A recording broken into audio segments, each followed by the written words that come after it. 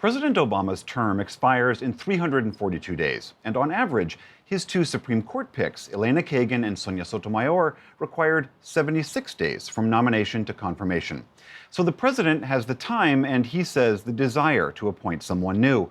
But already, Republican Senate Majority Leader Mitch McConnell has indicated he's not inclined to schedule confirmation hearings or a vote for a new nominee because he says the vacancy should be filled by the next president, not the current one. For more on this brewing showdown, I'm joined from Washington by the NewsHour's political director, Lisa Desjardins. Lisa, welcome. Thanks for being here. We saw already, just a few hours after Scalia's passing, the partisan fight started to break out. From your perspective, how big of a showdown do you think this is going to be? This is a massive showdown, William. It's going to affect Congress. It's going to affect the presidential election. It is really a great tremor in American politics, not only because of the court cases that I know you and our viewers are familiar with, but because of the divide in Congress itself. And I think Mitch McConnell coming down so quickly, as you said, in indicating that he's not even going to receive a nomination from a sitting president is really a declaration of political war. And now the White House has to consider how it's going to respond.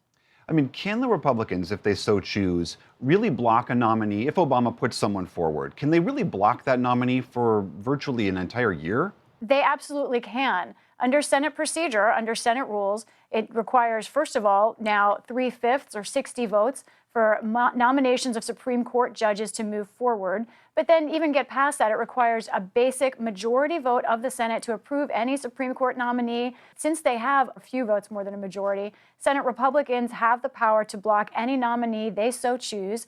And you know what I think has happened in the past here, William, is there's been sort of compromise choices, perhaps, behind the scenes negotiations. But in an election year where Republicans think they have a very strong shot at winning the presidency, and then moreover, William, at potentially losing the Senate, they realize that they think their best shot to get another seat on the Supreme Court is to wait and delay this as much as possible. The president now has a sort of tricky political game to play. Does he come up with a nominee that seems completely unfair for Republicans to not even consider, or does he come up with a nominee who he really wants? And he's got a number of options here, and it's really not clear how this gets resolved anytime soon. Have we heard what Hillary Clinton and Bernie Sanders have said about this yet? Right. No surprise. The two Democrats want the Democratic president to pick a Supreme Court justice, and they want it approved.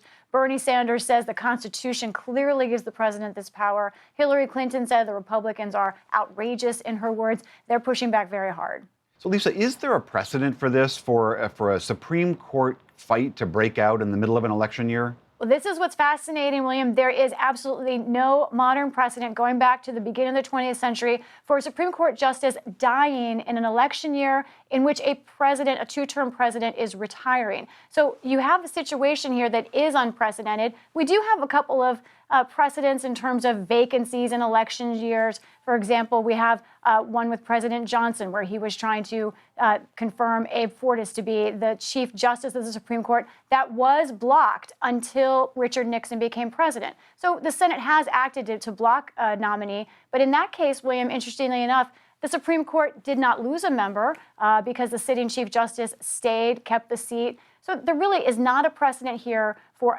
potentially an open seat for almost a year in between presidents. That would be something completely new.